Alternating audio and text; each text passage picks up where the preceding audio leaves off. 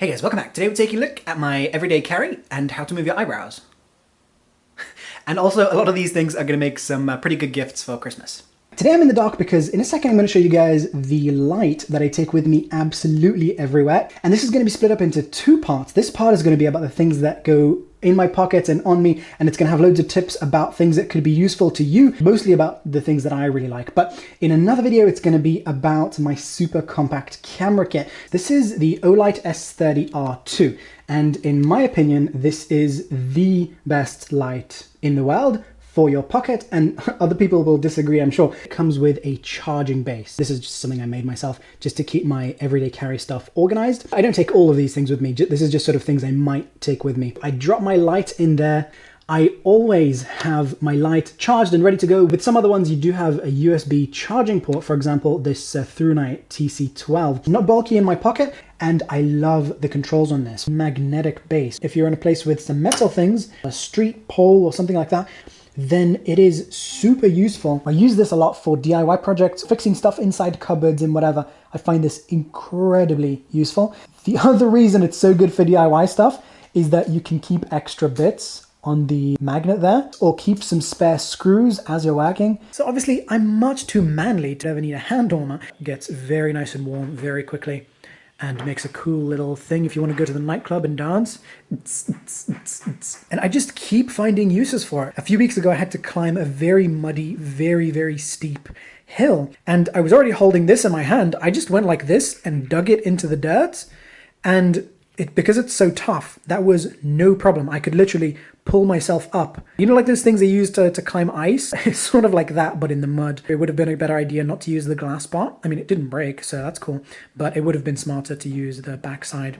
Absolutely kick-ass. This thing is incredible. I love it. By the way, pretty much every part of this video was shot using this Olight. In the house, I use this little guy, which is a Milwaukee utility knife. You buy these super cheap blades for it, and you can cut just tons of material, get the blade absolutely ruined, and then just change it in 1 second. You know, cutting work, packaging stuff, and DIY work. Lovely little SOG multi-tool, which I've actually converted into a dedicated set of pliers by removing all the tools from in there, which I found to be just a bit crap sometimes and just getting in the way and just adding weight. Even though on other multi-tools I do use those extra tools, on this one I just don't. But I love it as a plier. It's got a ton of pressing force because of the gear mechanism, and yeah, just lightweight, really quick to get out. I mean, that's so much quicker than most Leathermans. It's an amazing plier for work. So for shoots, for DIY projects, when I come out here with the cat and I need to move some, these things are called stingy nettles.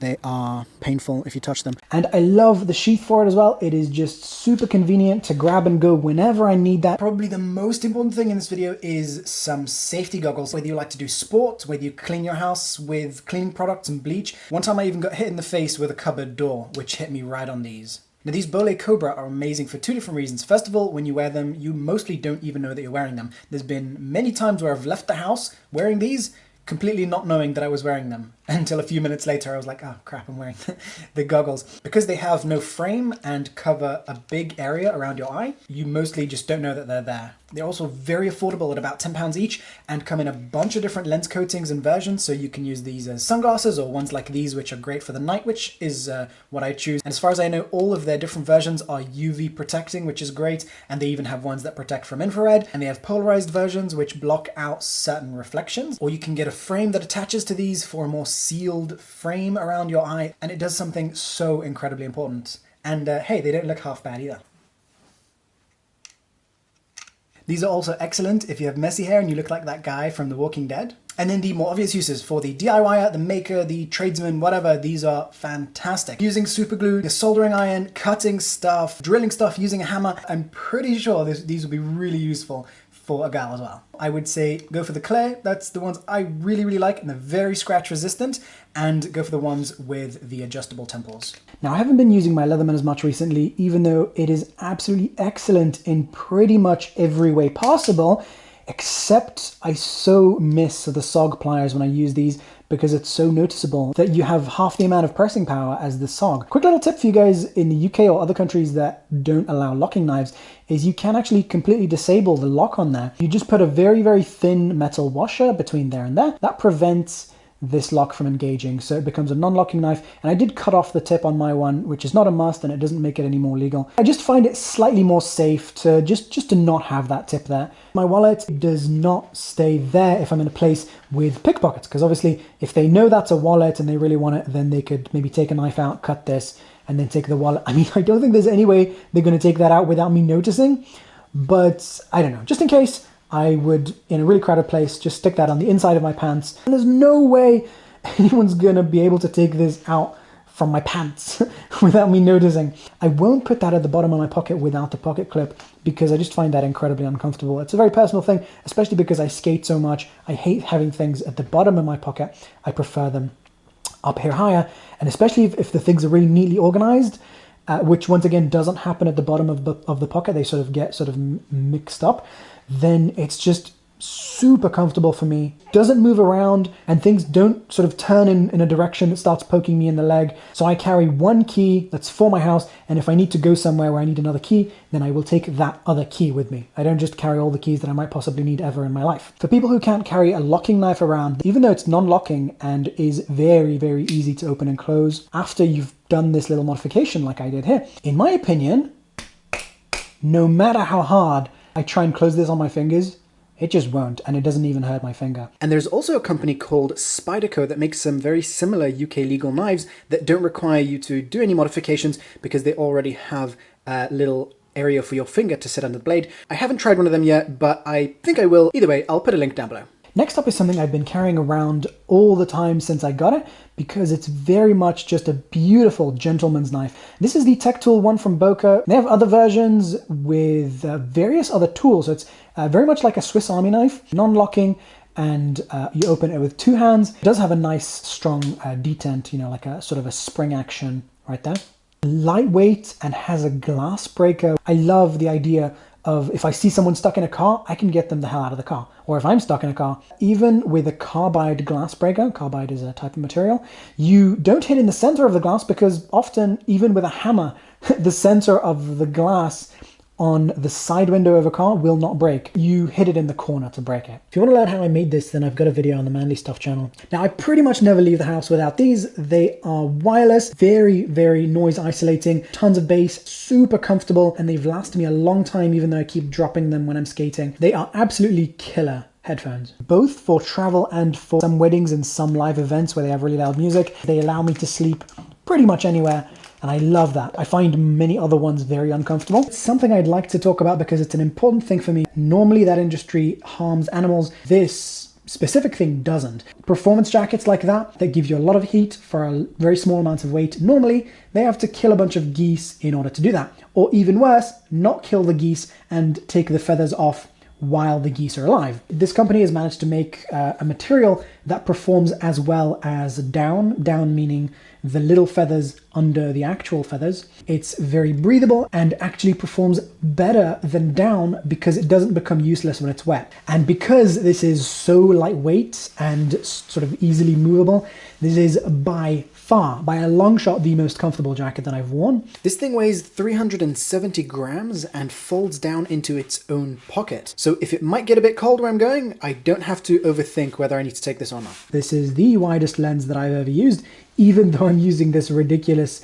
12 millimeters on full frame right here. This is so wide that it shoots behind itself. So if I'm filming and my finger is like here, behind the phone, this will pick up my finger. So it can create some really unique images, even though my phone doesn't have an amazing camera. This lens is actually pretty freaking spectacular. It is very, very carryable. So you can literally clip this onto your belt. Considering it's so cheap, I just am not that worried about getting it slightly damaged. I'm guessing if you drop it on concrete, it will probably scratch, but I've dropped it many times on my floor here and on my desk, and there's no scratches. It does come with a lens cap, which I never use. Now, I would say that it would be a very good idea to attach these two together because it is fairly easy to disconnect that. Hot glue is one of those ones that's normally strong enough, but then can be removed from most things without causing a huge amount of damage. So you could have it, attached to your belt or something. The clip actually holds it surprisingly well. If you didn't want to look too stupid, you could attach it to the inside of your jeans, and then also that means that if it disconnects or something, then it would fall into your pocket. But do keep in mind that that might eventually wear down the coating on your lens because of sort of like that constant movement against your pocket. A small scratch on the lens, for example, if you dropped it and it got scratched, that would actually not show up in the image as much as having a huge smudge from a constant fabric scratching against it. For me, it would be on the outside or in a pocket like this. Now, if I'm going out to a forest or somewhere far away for filming or for sport or whatever, then sometimes I might take this. I've got a video on the Manly Stuff channel about the contents of this, and it's a little Lowepro case with just some emergency items that might be needed, and very lightweight. I think it's about 200 grams total here, and can easily fit on my belt, not notice it. I just take what is needed. So my really typical sort of example of what I would take is a torch, which would normally be in the pocket, and a knife if I'm in a place where that's suitable, and my wallet, which has a little mini first aid kit in there if needed, just some plasters and stuff like that, a pair of pliers, some headphones, and then a phone in this pocket. This is a very useful little tool. It's a Leatherman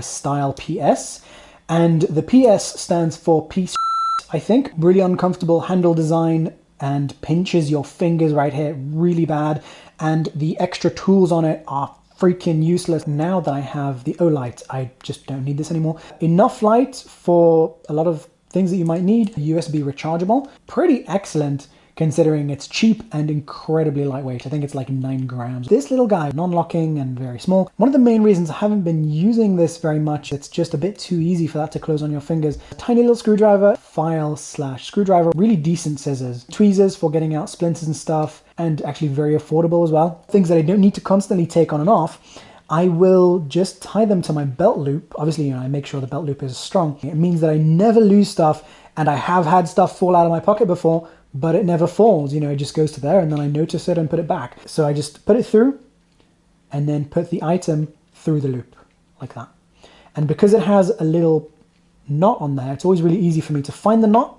I don't even have to look. I just find the knot, pull, and then that comes out of there. Alright guys, so thanks for watching. I hope you found this useful. If you want to support this channel, then you can get stuff that I spoke about from the links down below if you want.